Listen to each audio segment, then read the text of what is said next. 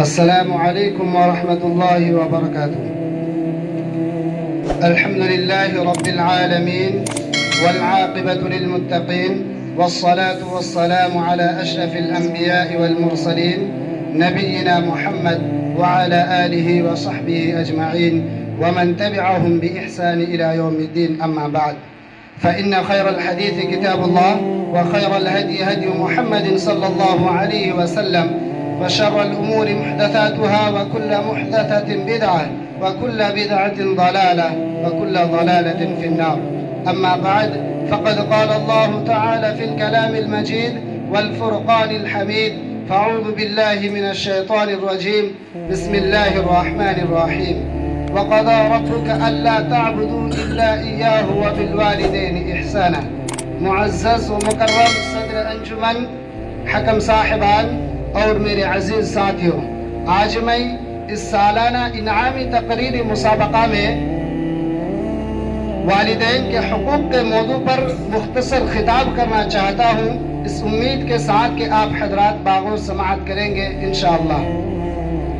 معزز سامعین کرام، والدین کا مقام و مرتبہ بہت اونچا ہے، کیونکہ اللہ رب العالمین کے انعام و احسان کے بعد ہمارے اوپر سب سے بڑا احسان ہمارے والدین کا ہے۔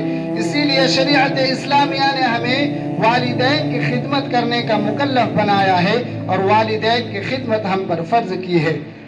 معزز سامعین کرام، والدین کی خدمت و فرمان برداری اور اس کے ساتھ احسان کیے بغیر کوئی بھی شخص دنیا و آخرت میں کامیابی کی منزل طے نہیں کر سکتا ہے۔ اگر ہمیں دنیا و آخرت میں کامیابی، فلاح و بہبود چاہیے اور عذاب نار سے چھٹکارا چاہیے تو ہم پر فرض ہے کہ ہم والدین کی خدمت کریں۔ گویا کہ ہماری کامیابی کی راز خدمت والدین پر موقوف ہے۔ معزز سامعین کرام، اللہ تعالیٰ نے والدین کے مقام و مرتبہ کو اتنا بلند کیا ہے کہ توحید و عبادت کے بعد والدین کا ہی درجہ ہے۔ جیسا کہ اللہ تعالیٰ نے اپنے قرآن مجید کی متعدد آیتوں میں اس کا تذکرہ فرمایا ہے: وَقَضَى رَبُّكَ أَلَّا تَعْبُدُوا إِلَّا إِيَّاهُ وَبِالْوَالِدَيْنِ إِحْسَانًا، کہ تمہارے رب نے یہ فیصلہ کر دیا ہے کہ تم اس کے علاوہ کسی کی عبادت نہ کرو اور اپنے والدین کے ساتھ حسن سلوک کرو، ان سے نرمی سے پیش آؤ۔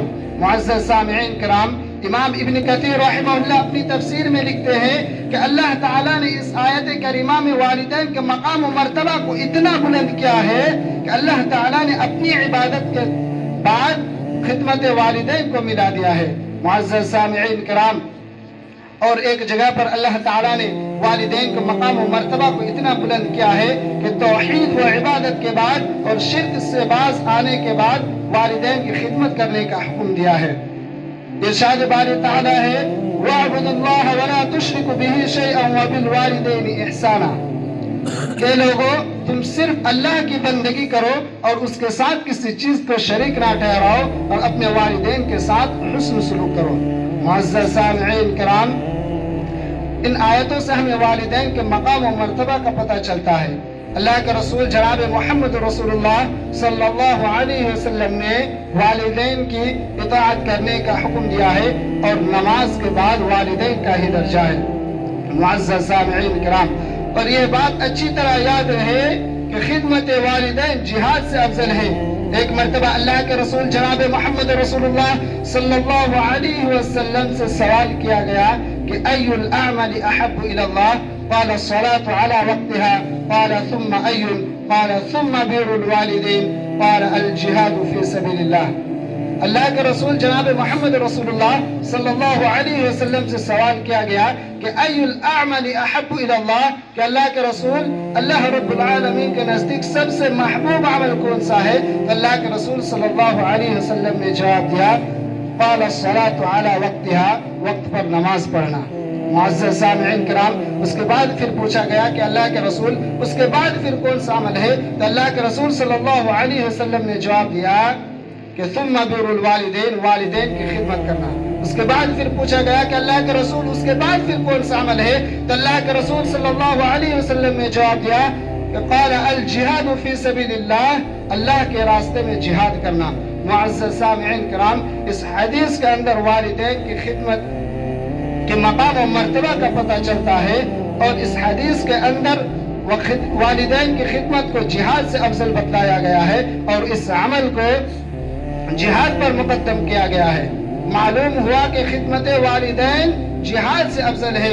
معزز سامعین کرام، جیسا کہ عہد نبی میں اللہ کے رسول صلی اللہ علیہ وسلم کے پاس ایک نوجوان شخص آیا اور کہا کہ اللہ کے رسول، میں آپ سے جہاد اور ہجرت پر بعید کر کے اللہ تعالیٰ سے اجر و ثواب کی امید کرتا ہوں۔ تو اللہ کے رسول صلی اللہ علیہ وسلم نے سوال کیا کہ احی والدک، کیا تمہارے ماں باپ زندہ ہے؟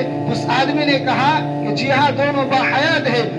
بخاری کے الفاظ ہے، اللہ کے رسول صلی اللہ علیہ وسلم نے فرمایا فقیہما فجاہد، تم ان دونوں کے ساتھ جہاد کرو، یعنی ان کے ساتھ حسن سلوک کرو۔ معزز سامعین کرام، اللہ کے رسول صلی اللہ علیہ وسلم نے پوچھا کہ کیا تم اللہ رب العالمین سے جہاد پر، اللہ کے رسول صلی اللہ علیہ وسلم نے فرمایا کیا تم اللہ تعالیٰ سے اجر و ثواب کو امیدوار ہو؟ اس آدمی نے کہا جی ہاں۔